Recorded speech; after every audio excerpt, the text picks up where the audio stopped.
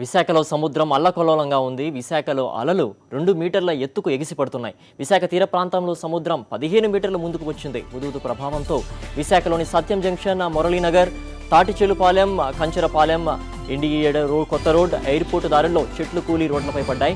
80 నుంచి 130 కిలోమీటర్ల వేగంతో గాలులు వీస్తున్నాయి. రాత్రి 11 గంటల నుంచి పెనుగాలులు, భారీ వర్షం కురవడం మొదలైంది. భీమలి మండలం బోయి వీధిలోని ఇల్లు సముద్రపు నీరు ప్రవేశించింది. హైవేలపై విద్యుత్ స్తంభాలు నేలకొరిగాయి.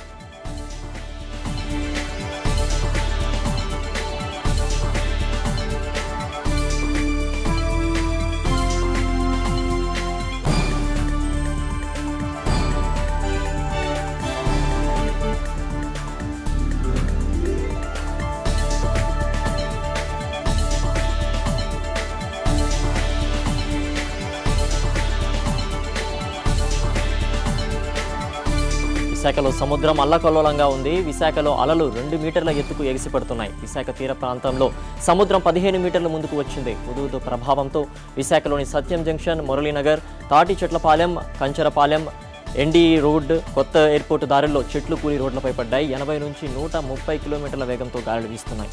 రాత్రి 11 గంటల నుంచి పెనుగాలులు, భారీ వర్షం కురవడం మొదలైంది.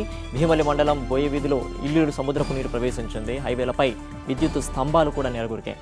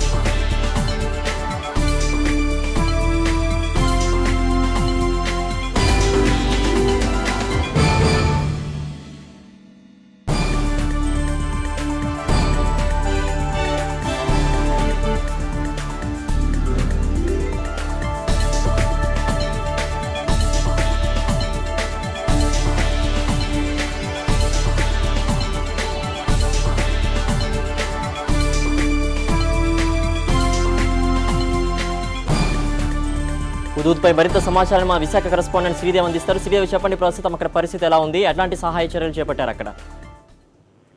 ప్రస్తుతం సహాయ చర్యలు అయితే మనం చేపట్టడానికి కూడా వీలు లేనటువంటి పరిస్థితి మనకి విశాఖలో కనిపిస్తుంది. చాలా ఆందోళనకరమైనటువంటి పరిస్థితి, చాలా దారుణంగా ఇక్కడ బీభత్సంగా ఉంది. ఇక్కడ అంతా కూడా విశాఖలో ఎక్కడ చూసినా సరే చాలా పెనుగాలులతో బీభత్సం సృష్టించడం, భారీ వర్షం, అతి భారీ వర్షం కురుస్తుంది. ఈ ప్రభావంతో చాలా చోట్ల మనకి ఎక్కడికట్లా చెట్లు పడిపోయి రోడ్డుకి అడ్డంగా పడిపోవడంతో మొత్తం స్తంభించి రాకపోకలు, ఎవరు కూడా ఇళ్ల నుంచి కూడా బయటకు వచ్చే పరిస్థితి లేదు.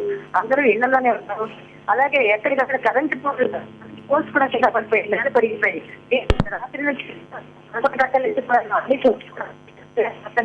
అన్ని చోట్ల కూడా విద్యుత్ సముద్రం దాదాపుగా పాటు దాదాపు 2 మీటర్ల పైకి ఎగిసిపడుతోంది. సముద్రపు చాలా ముందుకు వస్తున్నట్లు చాలా